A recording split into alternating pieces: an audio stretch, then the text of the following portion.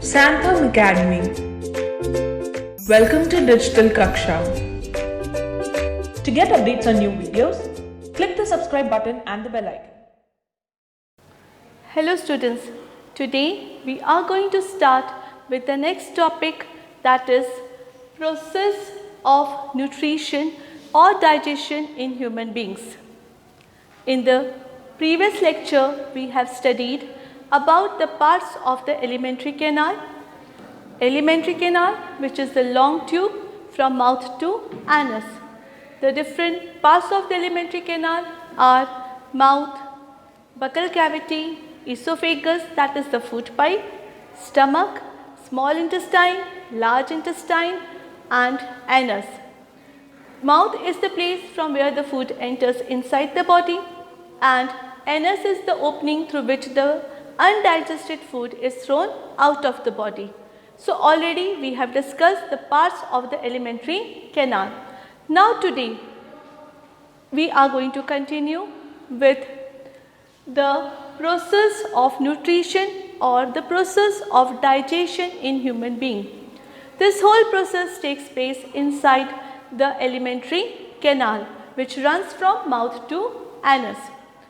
During this process, the complex food is broken down into simple soluble forms, into forms which can be readily absorbed and utilized in the body, so that it can be used for producing energy, for growth, for repair, and for other purposes. As you all know, there are 5 main types of nutrients, that is carbohydrate, which gives us energy, proteins, which helps in growth and repair of the cells and tissue, then fat, which is again energy giving food, and vitamin and minerals, which provide protection against diseases.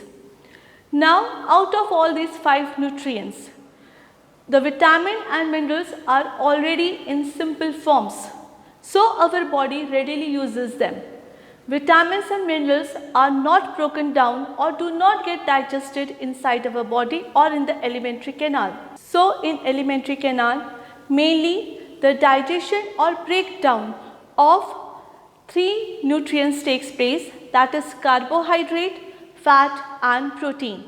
Because all these are made up of large molecules, and these molecules have to be broken down into their simplest form so that they can enter inside the cells and can be readily used by the body. So we are starting with the process of digestion or nutrition, how these complex molecules are broken down into simple forms. So the complex food which we eat is broken down into simple forms with the help of digestive enzymes, which are secreted by the digestive glands.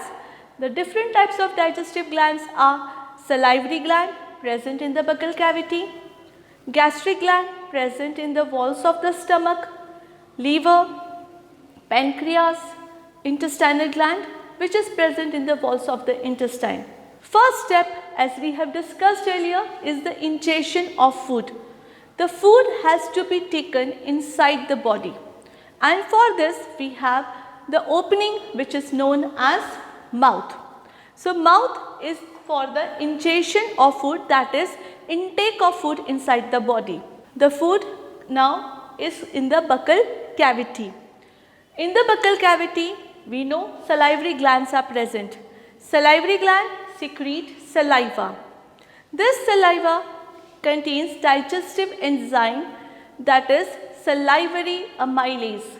Salivary amylase is the digestive enzyme present in the saliva, and the function of salivary amylase is to break down starch into simple sugar like maltose and glucose.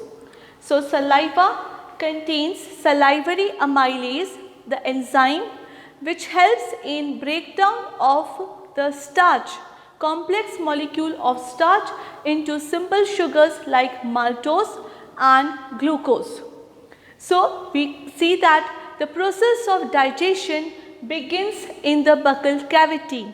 The process of digestion begins in the buccal cavity, because in the buccal cavity digestion of carbohydrate starch, because starch is a form of carbohydrate and it is complex form. So, the digestion of carbohydrate, that is the starch, takes place because carbohydrate our body will use only in the form of glucose. So, the starch has to be broken down into simplest form, that is glucose. So, the process of digestion of carbohydrate begins in the mouth with the help of enzyme salivary amylase, and starch converts into simple sugar like maltose and glucose. After the buccal cavity, the food passes into esophagus. Esophagus, which is the long tube. It is the tube which connects the mouth or the buccal cavity and the stomach. And when the food passes into the esophagus, the walls of the esophagus contract and relax, contract and expand, and in this way they help to push the food forward. And this process of contraction and expansion of the walls of the esophagus is known as peristalsis, or it is known as peristaltic movement. So, esophagus is the passage through which the food passes from buccal cavity into stomach. Next part is the stomach.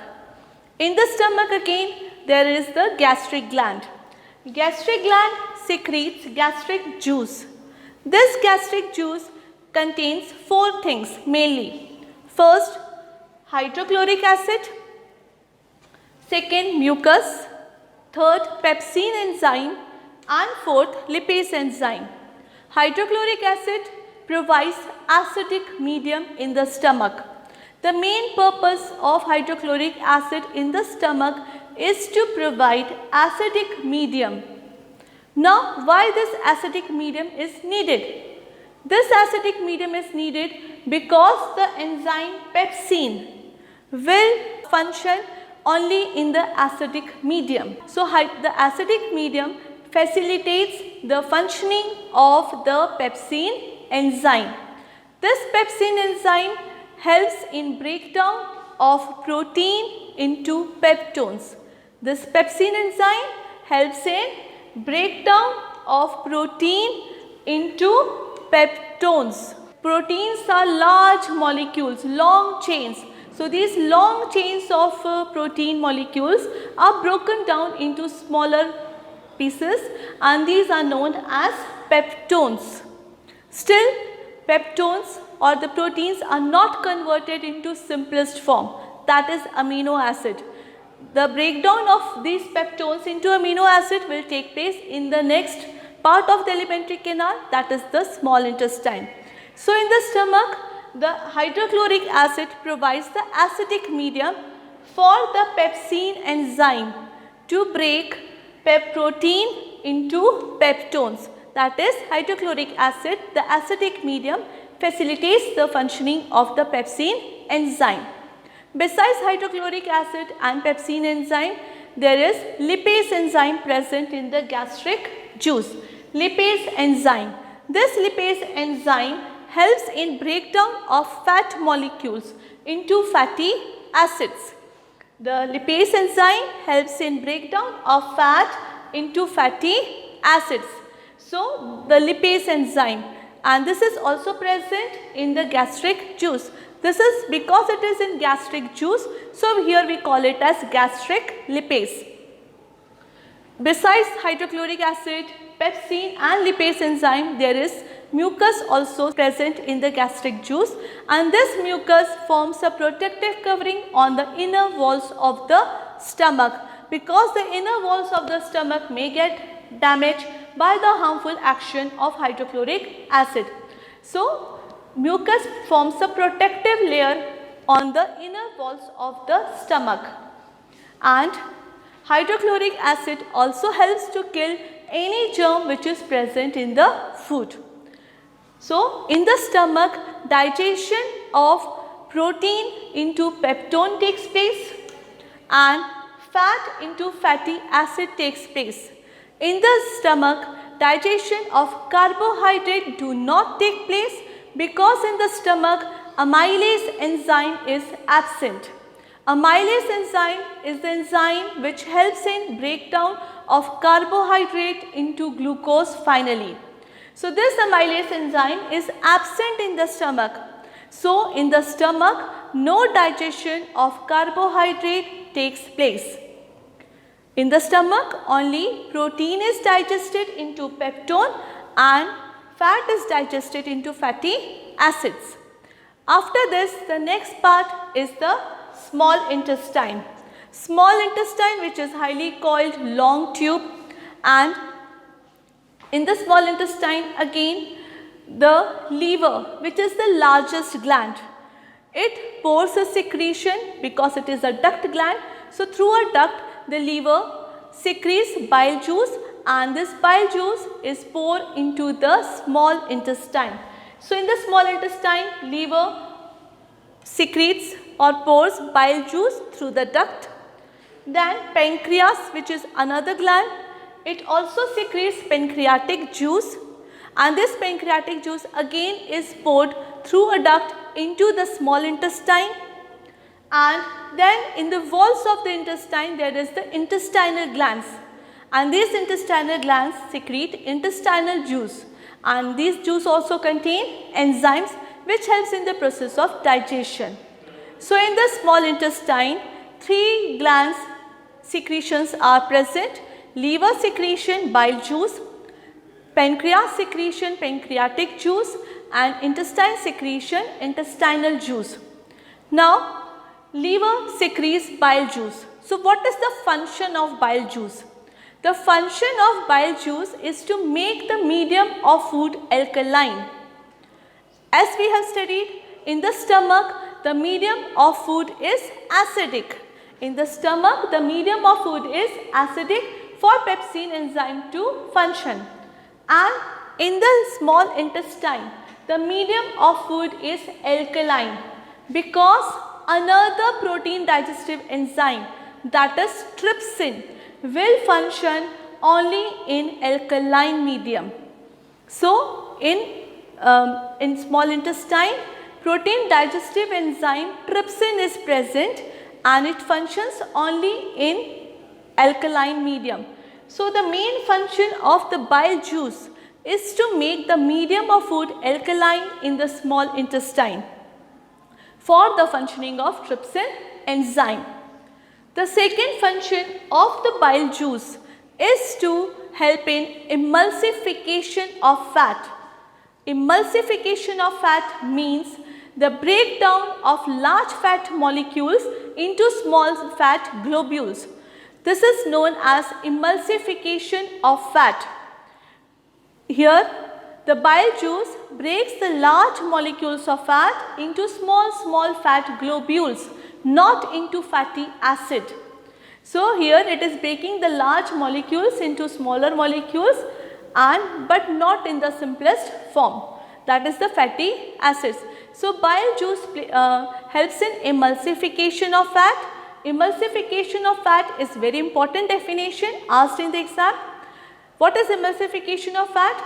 That is the breakdown of large fat molecules into small fat globules. So we see that bile juice plays 2 important functions. First, it makes the medium of food alkaline in the small intestine, and second, it helps in emulsification of fat. After that we have the pancreas. Pancreas secretes pancreatic juice, and in pancreatic juice all the enzymes are present, that is enzymes for digestion of protein, enzymes for digestion of carbohydrate, and enzymes for digestion of fat. So pancreatic juice and intestinal juice both contain the enzymes which helps in process of digestion of carbohydrate, fats and proteins. So the enzymes which are present in pancreatic juice are: first, trypsin. Trypsin is the enzyme which helps in digestion of proteins. Protein which is partially digested in the stomach and it is converted into small chains known as peptones. Now these peptones have to be finally broken down into amino acids. they have to be converted into smallest molecule of protein, that is amino acid. And this process takes place with the help of protein digestive enzyme, which is known as trypsin.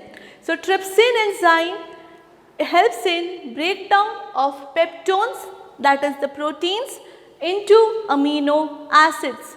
Protein are the long chain made up of molecules of amino acid. So the smallest molecule of protein is amino acid. So finally, in the small intestine, protein converts into amino acid with the help of trypsin. Next enzyme which is present in the pancreatic juice and intestinal juice is the lipase. Lipase enzyme helps in breakdown of fat into fatty acids. So finally, the fat also gets converted into fatty acids. And for carbohydrate digestion, that is partial digestion has already taken place in the mouth, that is the buccal cavity. And the starch has converted into sugars like maltose and glucose. Now this maltose has to be finally converted into glucose because our body will use glucose. So in the small intestine, the final or complete digestion of carbohydrate also takes place, and the maltose, the complex sugar, is converted into glucose.